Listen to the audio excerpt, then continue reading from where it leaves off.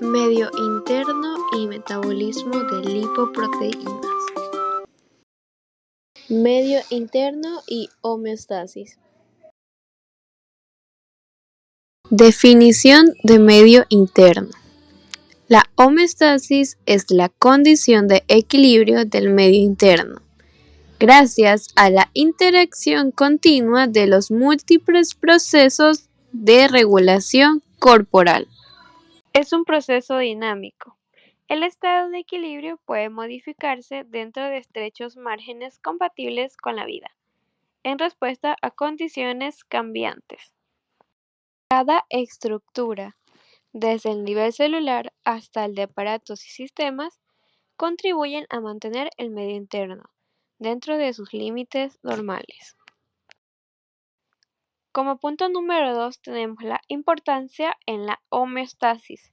Se mantiene el volumen y la composición de los líquidos corporales, soluciones acuosas diluidas con sustancias químicas. Aquí es donde encontramos el líquido intracelular, que se le va a denominar LIC, que es dentro de las células, y líquido extracelular, que se le va a denominar LEC, que quiere decir fuera de las células. El LEC se encuentra en diferentes partes del cuerpo. En el plasma va a estar dentro de los vasos sanguíneos, en el linfa dentro de los vasos linfáticos, en el líquido cefalorraquídeo dentro y alrededor del encéfalo y la médula espinal, el líquido sinovial en las articulaciones y en el humor acuoso y cuerpo vítreo en los ojos. Continuamos con el punto número 3, relación con el funcionamiento celular. El funcionamiento adecuado de las células del cuerpo depende de la regulación precisa de la composición del líquido intersticial que las rodea. Por eso se llama medio interno. Bueno, entonces aquí la composición del líquido intersticial se modifica a medida que las sustancias se desplazan hacia el plasma y fuera de este. Este intercambio ocurre a través de las delgadas paredes de los capilares sanguíneos.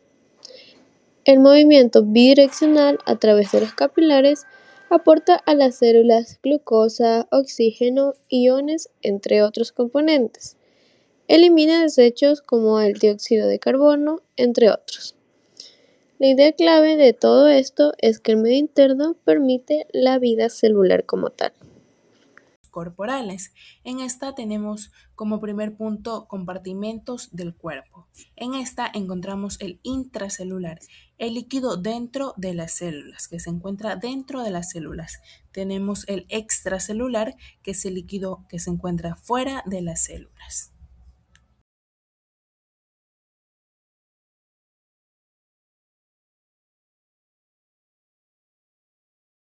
Como segunda parte tenemos que los espacios corporales.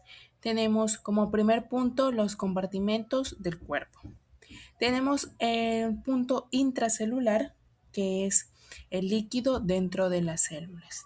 Tenemos el extracelular, el líquido fuera de las células. Ahora tenemos como segundo punto las subdivisiones. En ella encontramos dos, intersticial y plasma.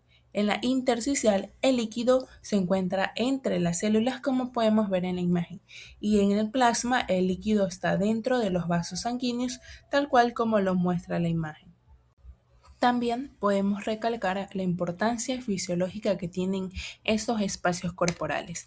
Primero, tenemos que mantiene el equilibrio hídrico, permite el transporte de sustancias, permite la regulación del pH, la temperatura y la homeostasis, que como todos sabemos es fundamental dentro de nuestro organismo.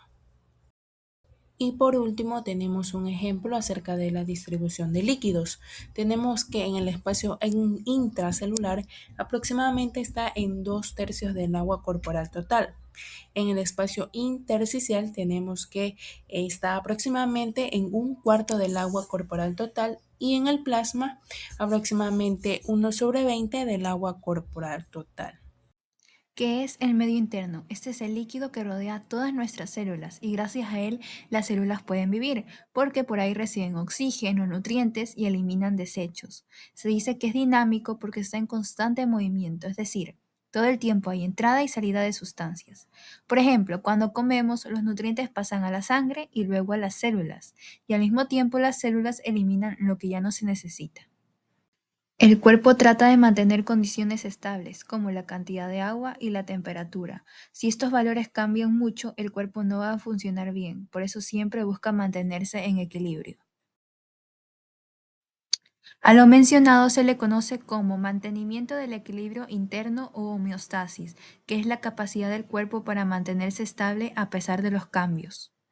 En este proceso participan varios sistemas, como el sistema circulatorio que transporta las sustancias, el sistema respiratorio que aporta el oxígeno y el sistema renal que elimina desechos.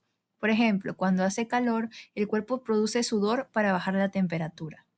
Ahora que entendemos cómo el cuerpo mantiene el equilibrio, vamos a ver cómo intercambia sustancias. Este proceso ocurre principalmente en los capilares, que son vasos sanguíneos muy pequeños. Allí las células reciben oxígeno y nutrientes como la glucosa, los lípidos y los aminoácidos, y al mismo tiempo eliminan dióxido de carbono y otros desechos.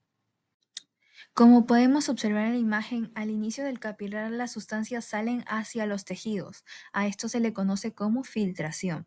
En la parte media existe un equilibrio y al final regresan a la sangre, que esto se lo conoce como reabsorción. Prácticamente es como si la sangre entregara comida a las células y luego recogiera la basura. Después de esto es importante entender que el cuerpo está dividido en compartimentos. Existe el líquido dentro de las células llamado líquido intracelular y el líquido fuera de ellas llamado líquido extracelular, como señala aquí la imagen. Entre estos dos hay un intercambio constante. Este transporte ocurre gracias a procesos como la difusión, donde las sustancias se mueven de un lugar a otro, y la ósmosis, que es el movimiento del agua. Por ejemplo, cuando tomamos agua, esta se distribuye por todo el cuerpo entrando y saliendo de las células. Finalmente, todo esto se relaciona con el medio ambiente. El cuerpo humano se encuentra en constante intercambio con el entorno, ya que obtiene oxígeno del aire y nutrientes de los alimentos, y se también elimina dióxido de carbono y desechos. Además, debe adaptarse a cambios como la temperatura o la cantidad de oxígeno. Por ejemplo, cuando hace calor sudamos y cuando hay menos oxígeno respiramos más rápido. Estas respuestas son las que ayudan a mantener el equilibrio interno. Distribución del agua corporal.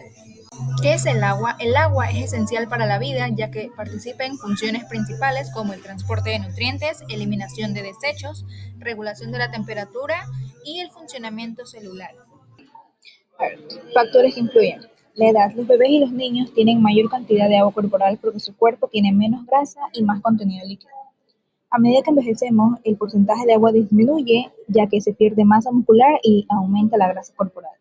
Otro de los factores es el sexo. Generalmente los hombres tienen más agua corporal que las mujeres. Esto ocurre porque suelen tener mayor masa muscular y las mujeres suelen tener un poco menos de agua porque representan mayor proporción de tejido adiposo.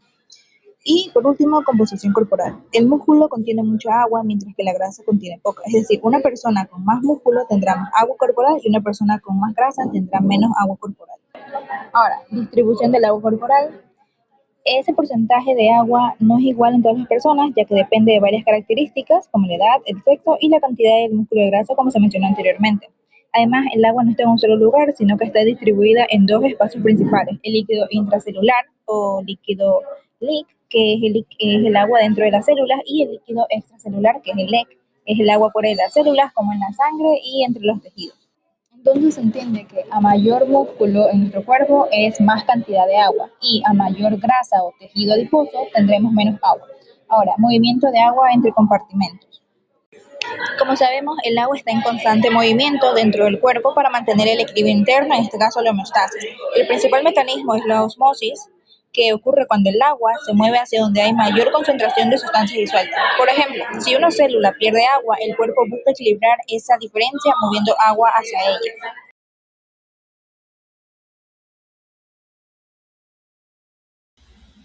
Metabolismo de las lipoproteínas. Las lipoproteínas son partículas complejas que están formadas principalmente por lípidos no polares como el colesterol y los triglicéridos, además de algunos fosfolípidos y proteínas. Estas se clasifican según su densidad, que varía en función de la cantidad de lípidos, o sea que van a tener una densidad baja, y también de proteínas, que estas van a tener una densidad más alta. Su función principal es el transporte y la absorción de lípidos a través de la sangre, desde y hacia los diferentes tejidos. Los kilomicrones se forman en las células del intestino delgado y transportan principalmente triglicéridos de la dieta hacia los tejidos.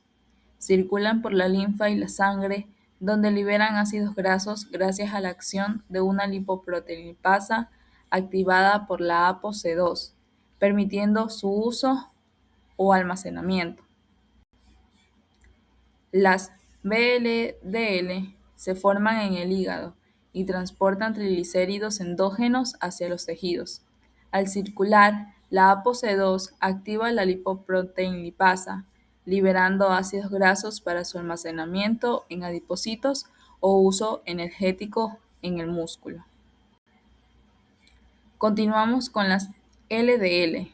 Estas contienen principalmente colesterol y lo transportan desde la sangre hacia las células, para funciones como formación de membranas y la síntesis de hormonas.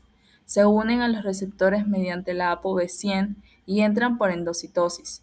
Un exceso de LDL provoca acumulación de colesterol en las arterias, formando placas y aumentando el riesgo cardiovascular, por lo que se las conoce como colesterol malo. Las HDL contienen alto porcentaje de proteínas y se encargan de recoger el exceso de colesterol de las células y la sangre, transportándolos al hígado para su eliminación. Este proceso ayuda a evitar su acumulación en arterias, reduciendo el riesgo cardiovascular, por lo que se las conoce como colesterol bueno. Los lípidos, al ser insolubles en agua, se transportan en sangre unidos a proteínas, formando lipoproteínas. El transporte ocurre por dos vías, la exógena y la endógena. En la vía exógena, los lípidos de la dieta se absorben en el intestino, forman kilomicrones y viajan por la linfa hacia la sangre, donde liberan ácidos grasos para su uso energético o almacenamiento. Sus remanentes llegan al hígado. En la vía endógena, es el hígado el que produce VLDL que transportan triglicéridos y que al perderlos se transforman en ILDL y luego en LDL, encargadas de distribuir el colesterol a los diferentes tejidos. Aquí podemos ver la estructura de las lipoproteínas, que están formadas por un núcleo lipídico, el cual es rodeado de fosfolípidos y proteínas.